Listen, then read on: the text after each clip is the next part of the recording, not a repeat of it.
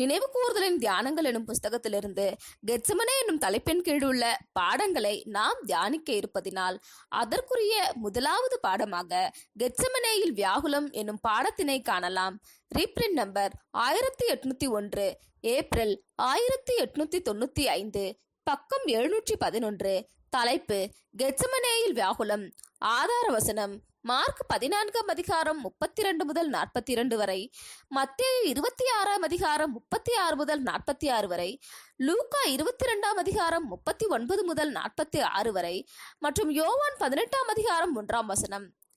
பிதா எனக்கு கொடுத்த பாத்திரத்தில் நான் பானம் பண்ணாதிருப்பேனோ?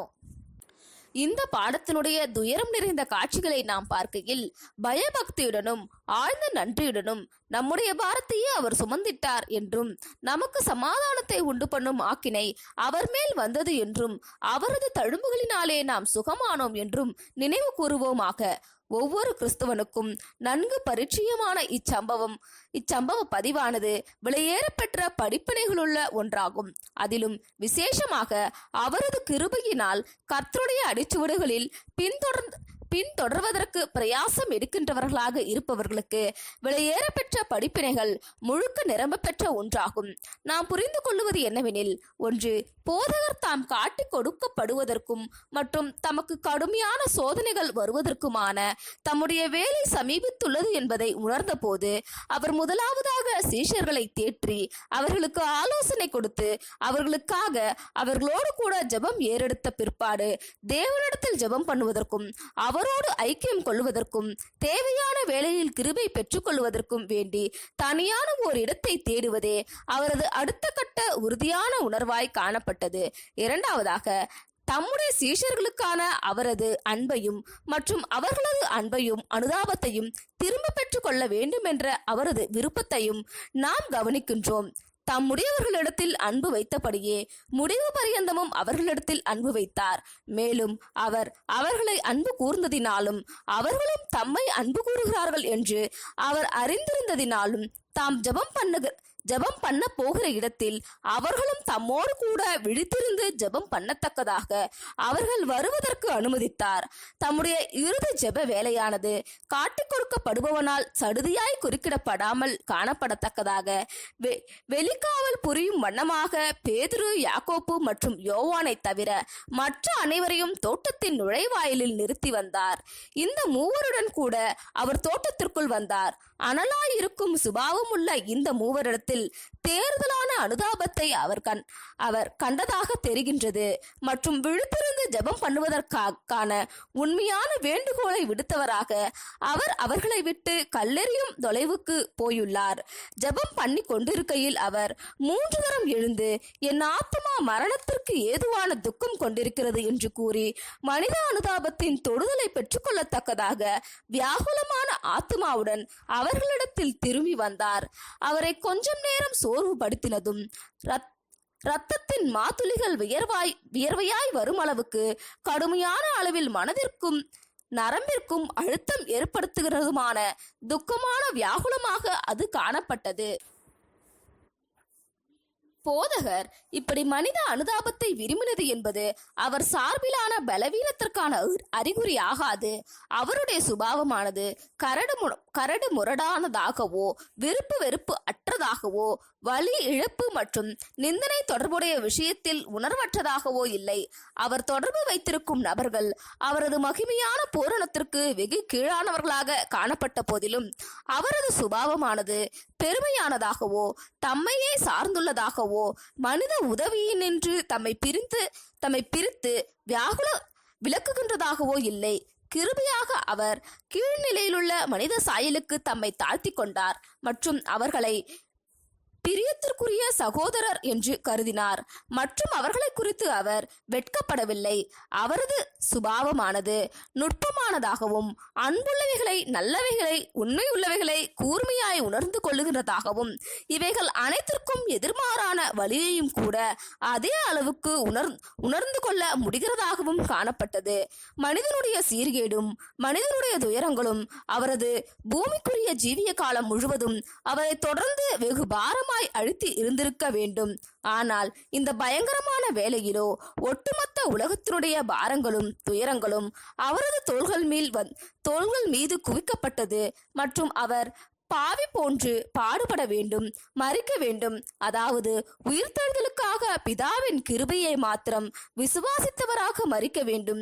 இந்த ஒரு வேளையில் அவரது மரணம், சரீர வியாகுலம், அவமானம், கொடுமை மற்றும் கோர மரணத்திற்கு ஏதுவான சித்திரவதை முதலானவைகள் பற்றின உணர்ந்து கொள்ளுதல்கள் மாத்திரம் அவருக்குள் காணப்படாமல், இன்னுமாக தம்முடைய பிரியமான சீஷர்கள் பயத்தினாலும் திகிலினாலும் மேற்கொள்ளப்பட்டு தம்மை தனிமையில் விட்டு விடும்போது தாம் அனுபவிக்க போகும் தனிமை குறித்த உணர்வும் அவருக்குள் குவிந்தன.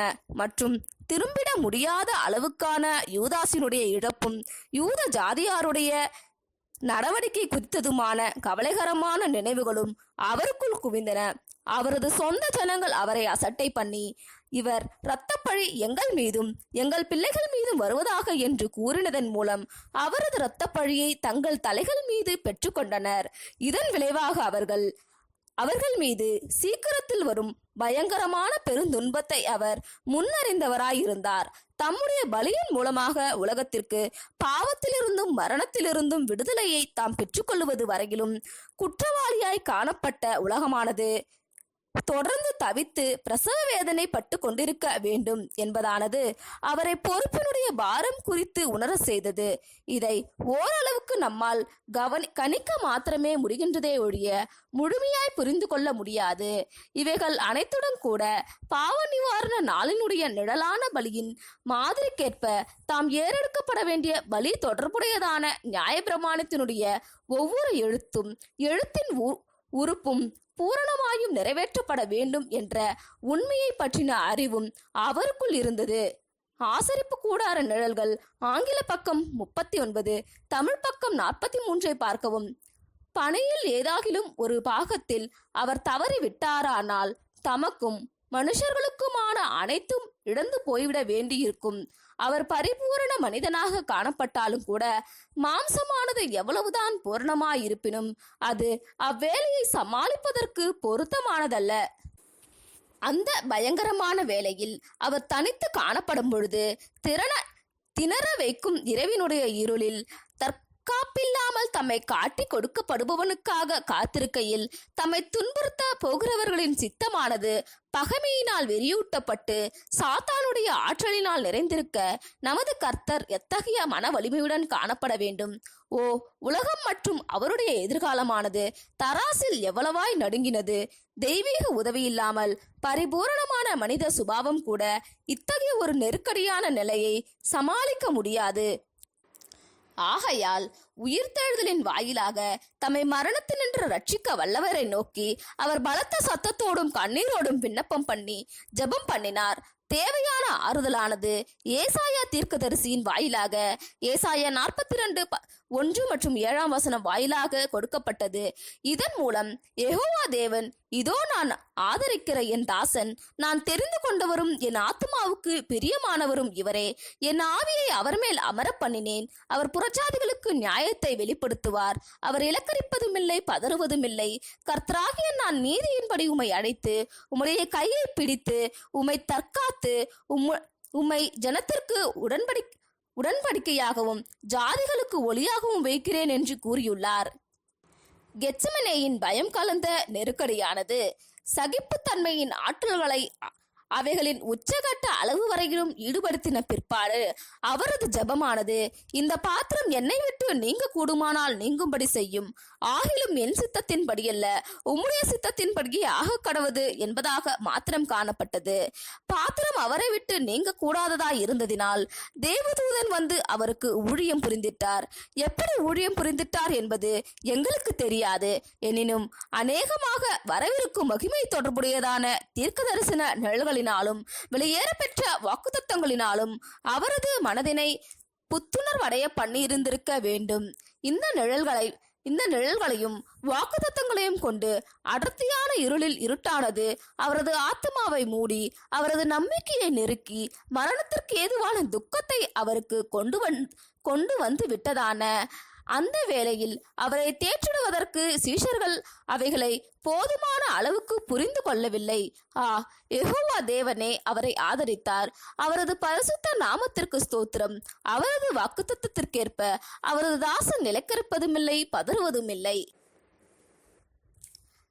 அந்த பாக்கியமான ஊழியத்தின் காரணமாக தைரியமானது வலுவூட்டப்பட்டது மற்றும் அதை கண்டு நாம் மிகவும் வியப்படைகின்றோம். அது வலி, அவமானம் மற்றும் இழப்பு குறித்த விருப்பு வெறுப்பு இல்லாத தன்மையின் காரணமாக உண்டான தைரியமாயிராமல் தெய்வீக வாக்குத்தத்தம் மற்றும் வல்லமை என்னும் திரைக்குள்ளாக நங்கூரமிடப்பட்டுள்ளதான விசுவாசத்தினால் உண்டான தைரியமாகும். அவர் தமது விசுவாச கண்களினால் சத்தியம் மற்றும் நீதியினுடைய மகிமையான வெற்றியை கண்டபோது, தமது ஆத்ம வருத்தத்தின் பலனை கண்டு திருப்தி அடைந்த போது, மீட்கப்பட்ட உலகத்தினுடைய நித்தியமான சந்தோஷத்தையும் ஆசீர்வாதத்தையும், பிதாவினுடைய ஆசீர்வாதங்களின் ஐஸ்வர்யத்தையும் வரவேற்பையும், பரலோகத்திலும் பூலோகத்திலும் உள்ள உண்மையுள்ள சிருஷ்டிகள் யாவருடைய நன்றியறிதலையும் அன்பையும் கண்டு திருப்தி அடைந்த போது, ஆம், விசுவாசம் மற்றும் முடிவு பரியந்தமும் உண்மையாய் சகித்தலின் பலன்களை உணர்ந்த போது அவர் தேற்றப்பட்டார் மற்றும் உற்சாகமூட்டப்பட்டார். இப்பொழுது அவரால் அமைதலுடனும் தைரியத்துடனும் கூட சத்துருக்களை சந்திக்க சென்றிட முடியும். ஆம், இந்த வெற்றியினாலே, இந்த விசுவாசத்தினாலே அவர் ஜெயங்கொண்டார் மற்றும் நாமும் இப்படியாகவே ஜெயங்கொள்ள வேண்டும். இப்பொழுது கெத்செமனேயில் வரப்போகிறதான நிகழ்வுகள் குறித்த பயம் கலந்த உணர்ந்து கொள்ளுதல்கள் முடிவுக்கு வந்தது. யூதாசுக்கும் ரோம சேவகர்களுக்கும் அவர் பதில் கொடுத்த போதும், அப்பதிலினால் அவர்களுக்கு ஏற்பட்ட தாக்கத்தின் போதும் அவரது அமைதியான உன்னதமான மனோதிடத்தை கவனியுங்கள். இந்த வியத்தகு மனிதனுடைய கம்பீரமும் வீராந்த தோற்றமும் அவர்களை மிகவும் அடக்கினதால் ஒருவேளை அவர் தம்மை அவர்கள் கையில் ஒப்புக் கொடுக்கவில்லை. ஆகையால் அவரை பிடித்திருக்க முடியாது. திகைப்படைந்த மற்றும் களைப்புற்றிருந்த சீஷர்களுக்கான அவரது இரக்கத்துடன் கூடிய அக்கறையும், அவர்களுக்கான அவரது ஆவி உற்சாகம் உள்ளதுதான், மாம்சமோ பலவீனம் உள்ளது என்ற அன்புடன் கூடிய காரணங்கள் காட்டுதலையும், தாம் கைது செய்யப்படும் போது தம்முடைய சீஷர்கள் தமக்கு ஏற்பட போகும் துன்புறுத்தல்களில் இருந்து தப்பித்துக் கொள்வதற்காக அவர்கள் வழியில் போவதற்கு அனுமதிக்கப்பட வேண்டும் என்று சேவர்களிடம் அவர் வேண்டிக் கொண்டதையும் கவனியுங்கள். அவருடைய சோதனைகள், கேலிக்குள்ளாக்கும் நிகழ்வுகள் அனைத்தின் மத்தியிலும் மற்றும் இறுதியில் சிலுவையில் அறையப்படுதலின் போதும் மற்றவர்களுடைய நலனுக்கடுத்த விஷயங்களிலுள்ள அவரது தைரியமும் அக்கறையும் ஒருபோதும் நலிந்து போய்விடவில்லை. ஆகையால் இப்படி நமது கர்த்தரை மிகவும் கடுமையான சோதனையின் கீழ் கண்டு எப்படி யெகோவா தேவனின் கரம் அவரை ஆதரித்தது என்று காண்கையில், அது அவரது அடிச்சுவடுகளில் நடப்பதற்கு பிரயாசம் எடுத்துக்கொண்டிருக்கும் அனைவருடைய விசுவாசத்தையும் பலப்படுத்துவதாக மற்றும் இவர்களிடமே கர்த்தர் திடன் கொள்ளுங்கள், நான் உலகத்தை ஜெயித்தேன், இந்த விசுவாசமே உலகத்தை ஜெயிக்கிற ஜெயம் என்று கூறினார். யோவான் 16:33 1 யோவான் 5:4 கிறிஸ்துவனுடைய சரீரத்தின் பாதமானது கல்லில் இடராதபடிக்கு ஏதோ சில அமிழ்த்துகின்ற சோதனைகளானது அவர்களுக்கு மிகவும் பாரமானதாய் போகாதபடிக்கும், அவர்களை ஏந்தி கொண்டு போகும்படிக்கும் தம்முடைய தூதர்களுக்கு யெகோவா தேவன் கட்டளையிட்டிருந்திருக்கின்றார் அல்லவா? சங்கீதம் 91:11-12 ஆம், அவரது கரமானது தலையாகி நமது கர்த்தர் இயேசுவை ஆதரித்தது போலவே பாதங்களையும் நிச்சயமாய் ஆதரித்திடும். அநேக உபத்திரவங்களின் வழியாய் தேவனுடைய ராஜ்யத்தில் பிரவேசிக்க வேண்டும் என்றாலும் பயப்படாதே சிறுமந்தையே, உங்களுக்கு ராஜ்யத்தை கொடுக்க உங்கள் பிதா பிரியமாயிருக்கின்றார் என்றார். ரட்சிப்பை சுதந்திரிக்க போகிறவர்களின் நிமித்தமாக ஊழியம் செய்யும்படிக்கு பணிவிடை ஆவிகள் அனுப்பப்பட்டு இருக்கின்றன. இவர்களது பணிவிடைகளானது நம்மால் பார்க்க முடியாது என்றாலும் இவைகள் உண்மைதான். கிறிஸ்துவனுடைய சரீரத்தின் சக அங்கத்தினர்கள் கூட ஒருவருக்கொருவர் கர்த்தருடைய தூதுவர்களாய் காணப்படுகின்றனர் மற்றும் இவர்களும் பாதங்களை ஏந்திடுவதற்கான ஸ்லாக்கியத்தில் பங்கடைகிறவர்களாய் காணப்படுகின்றனர். ஆனால் தேவையின் போதான இந்த உதவியை நாம் பெற்றுக்கொள்ளுவதற்கு நாம் அதற்காக வேண்டிக் கொள்வது அவசியமாகும். உண்மையில் ஒவ்வொரு நாளும் ஒவ்வொரு வேலையும் தேவையின் வேலையாகவே காணப்படுகின்றது. ஆகையால் ஜப நிலையிலேயே நாம் ஜீவிப்பது, அதாவது இடைவிடாமல் ஜபம் பண்ணுவது நமக்கு அவசியமாயுள்ளது. நமது கர்த்தருக்கே தம்முடைய ஜீவியத்தின் விறுவிறுப்பான சூழ்நிலைகளினின்று அடிக்கடி விலகி தேவனிடத்திற்கு தனியே சென்று அன்பின் நெருக்கமான ஐக்கியத்தை உறுதியாய் வைத்துக் கொள்வதற்கு அவசியமாய் இருந்ததானால் நமக்கும் நிச்சயமாகவே அவசியமாயிருக்கும். மற்றும் இப்படியாக செய்யும்போது நாமும் தேவையின் போதான கிருபை எப்போதும் பெற்றுக்கொள்ளுகின்றவர்களாய் இருப்போம். கடுமையான சோதனைகளின் வேளையில் நமது கர்த்தருடைய விஷயத்தில் காணப்பட்டது போலவே இருளானது ஆத்துமாவை ஆழமாய் சூழ்ந்து கொள்ளுகின்றதாய் காணப்படும். நம்பிக்கையின் நட்சத்திரங்கள் அனைத்தையும் மறைத்து போடுகின்றதாய் காணப்படும். எனினும் நாமும் கர்த்தரை போன்றே யெகோவா தேவனுடைய சர்வ வல்லமையுள்ள கரத்தை பற்றி பிடித்து கொண்டு, ஆகிலும் என்னுடைய சித்தத்தின்படியல்ல உம்முடைய சித்தத்தின்படி ஆக கடவது என்று கூறுவோமானால் அவரது கிருபை எப்போதும் போதுமானதாயிருக்கும். மற்றும் சங்கீதக்காரனோடு கூட நாமும் என் மாம்சமும் என் இருதயமும் ஆண்டு போகிறது, தேவன் என்றென்றைக்கும் என் இருதயத்தின் கண்மலையும் என் பங்குமாய் இருக்கின்றார் என்று கூற முடியும். 73 சங்கீதம் 26 வசனம். மற்றும் கர்த்தரோடு கூட நம்முடைய இருதயங்களும் பிதா எனக்கு ஊற்றின பாத்திரத்தில் நான் பானம் பண்ணாதிருப்பேனோ என்று கூறும். ஆமேன்.